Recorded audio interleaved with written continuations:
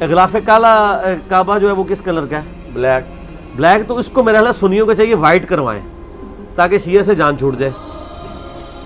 अल्लाह के घर के कपड़े जो हैं वो काले हैं, यानी जन्मियों वाला लिबास है ना अल्लाह ताला के घर के ऊपर, नाउज़ुबिल्लाह, तो काला है।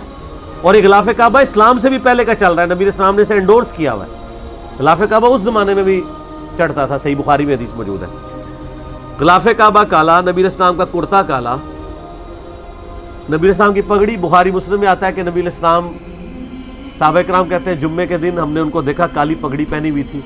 और सही मुस्लिम में अल्फाज है फतेह मक्का के दिन नबी इस्लाम जब मक्के में दाखिल हुए तो काले कलर की पगड़ी आपके सर पे थी और 2 शिमले थे जो आपने दाएं बाएं कंधे पे छोड़े हुए थे, पगड़ी भी काली।